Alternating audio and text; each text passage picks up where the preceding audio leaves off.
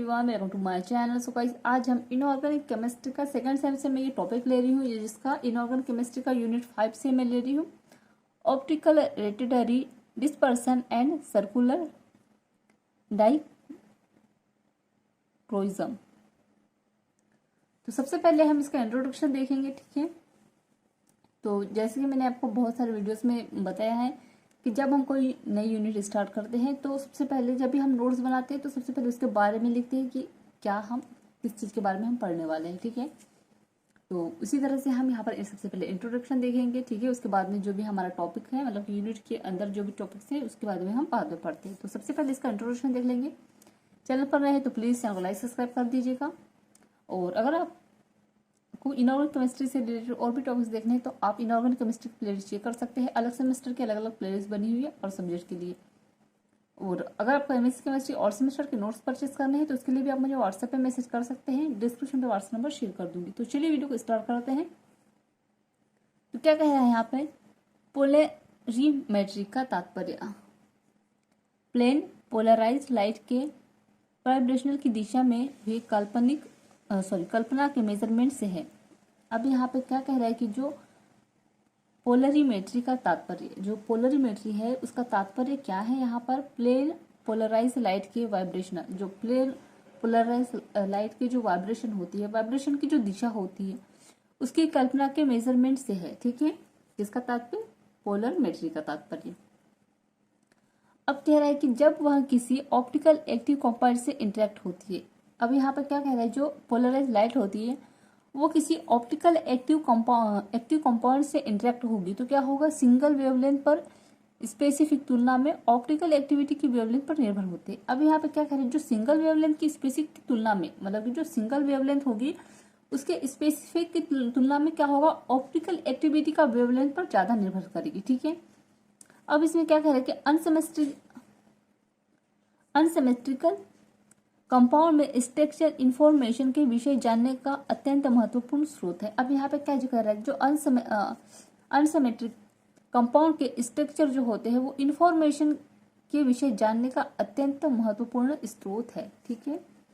यहाँ सर्कुलर डाइक्रोइज्म की घटना फेनोमेनन से क्लोजली रिलेटेड है। वेवलेंथ के रिस्पेक्ट में ऑप्टिकल एक्टिव में हुए परिवर्तन को ऑप्टिकल रेटिडरी डिस्पर्सन ORD कहते हैं।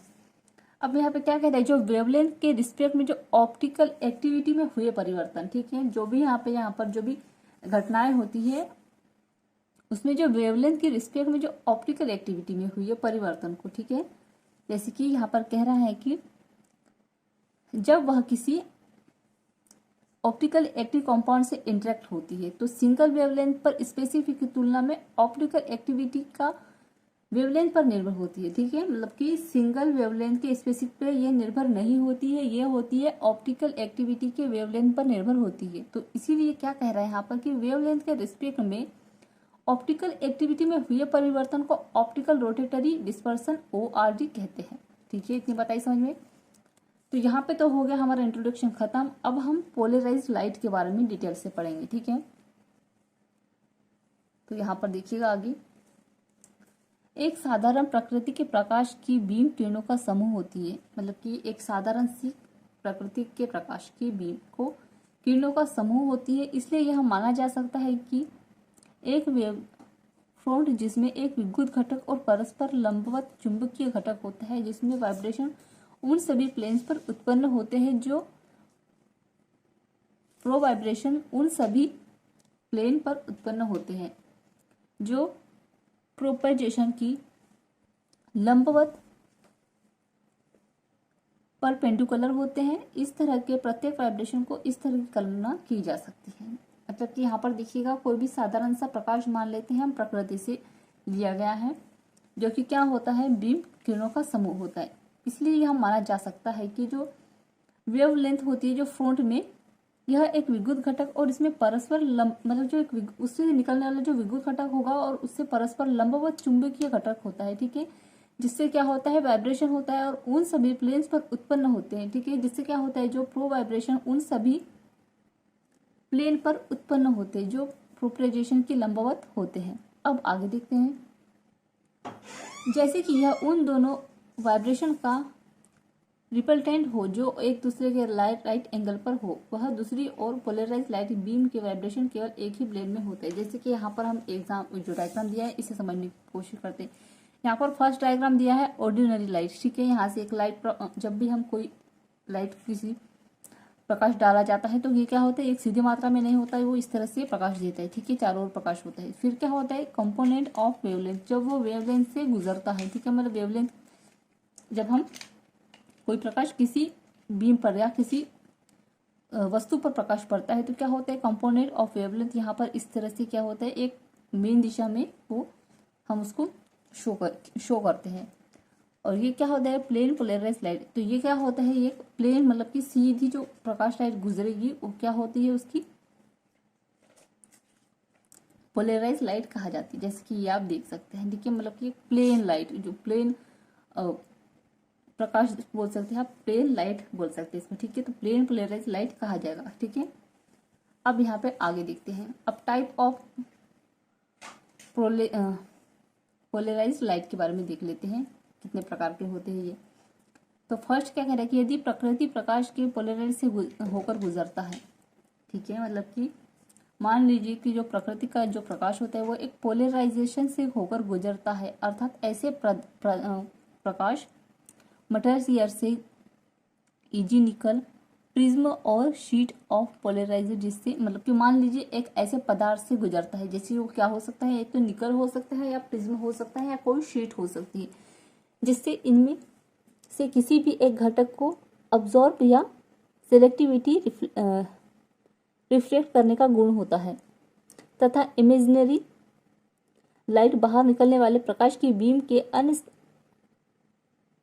अनअब्सॉर्बेड या अनरिफ्लेक्टेड कंपाउंड के प्लेन में ही वाइब्रेट होती है। इसे लीनियर पोलराइज या प्लेन पोलराइज लाइट से डिनोट रिफ्लेक्ट किया जाता है। अब यहाँ पर कह रहा है कि मान लीजिए कोई प्राकृतिक का प्रकाश है जो एक पोलराइज से होकर गुजरता है या कोई पदार्थ से गुजरता है। अब वो पदार्थ क्या हो सकता है, या तो कोई निकल प्रिज्म हो सकता है या शीट हो सकती है, ठीक है, किसी भी प्रकार की। जब इसमें से किसी को जब किसी प्रकाश को गुजारा जाएगा तो क्या होगा, या तो वो अब्जॉर्व हो जाएगा या सिलेक्टिविटी रिफ्लेक्ट करने का गुण उसमें पाया जाएगा। अब इमेजिनरी लाइट बाहर निकलने वाले प्रकाश, मतलब कि जब कोई प्रिज्म से प्रकाश को बाहर निकाला जाएगा तो क्या हो जाएगा, उससे अनअब्सॉर्बेड या अनरिफ्लेक्टेड कंपाउंड के प्लेन में ही वाइब्रेट होगा उसमें, ठीक है, और इसे लीनियर पोलराइज्ड या प्लेन पोलराइज्ड से डिनोट या रिफ्लेक्ट किया जाता है। अब आगे देखते हैं। अब इस प्लेन पोलराइज लाइट के किसी ऑप्टिकल एक्टिव मटेरियल से पास किया जाता है, ठीक है, इसे क्या कहता है, किसी ऑप्टिकल एक्टिव मटेरियल से पास किया जाता है, तब इमेजिंग बीम प्लेन एक कोण से घूम जाता है। जब मान लीजिए प्लेन प्रकाश होगा वो उसे किसी बीम से गुजारा जाएगा तो क्या होगा,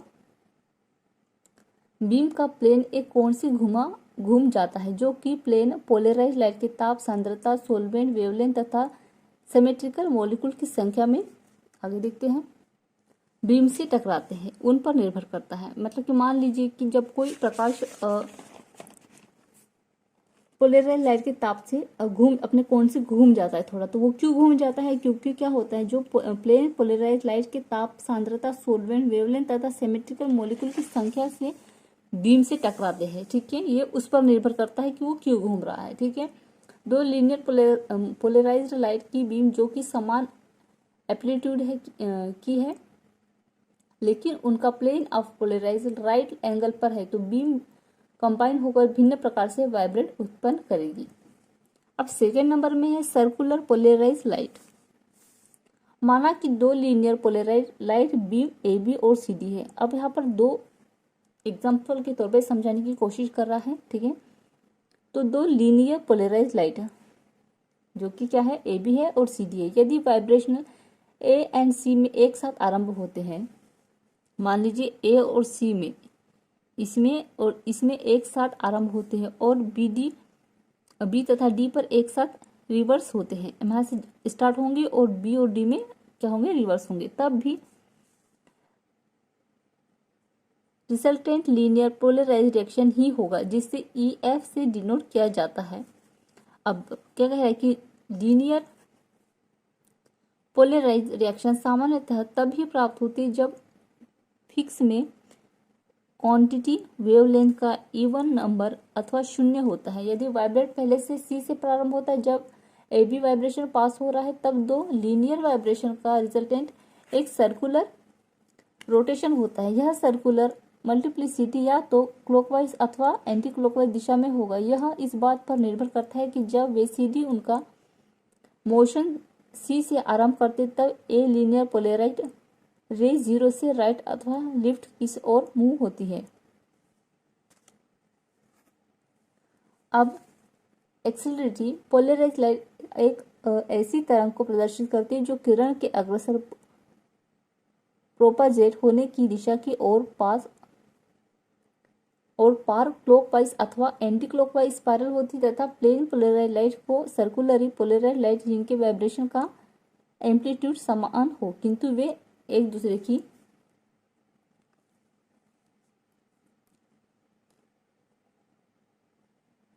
विपरीत दिशा तथा एक क्लॉकवाइज और दूसरी एंटी क्लॉकवाइज मूव कर रहा है, वे वेक्टर सम को प्रदर्शित करते हैं। अब थर्ड नंबर में है एलिप्टिकली पोलराइज लाइट। यह तब प्राप्त होती है जब लाइट राइट एंगल पर दो लीनियर वाइब्रेशन के बीच फेज में अंतर ना हो, क्वांटम वेवलेंथ का एग्जैक्टली इवन या ओड नंबर होता है और ना ही शून्य होता है, जैसे कि ये डायग्राम में दिया गया है। यहाँ पर डिफरेंट टाइप के पोलराइजेशन हो रहा है, ठीक है। तो यहाँ पे जो है हमारा टॉपिक एंड होता है। सो आई होप आपको ये नोट जरूर पसंद आया हो। So please channel like subscribe कर दीजिएगा, साथ ही बेल आइकन प्रेस कर दीजिएगा। कमेंट में जरूर बताइएगा आपको ये नोट्स कैसे लगे। और MSc केमिस्ट्री ऑल सेमेस्टर की नोट्स परचेज करने के लिए आप मुझे व्हाट्सएप मैसेज कर सकते हैं, डिस्क्रिप्शन में व्हाट्सएप नंबर शेयर कर दूंगी। Thank you.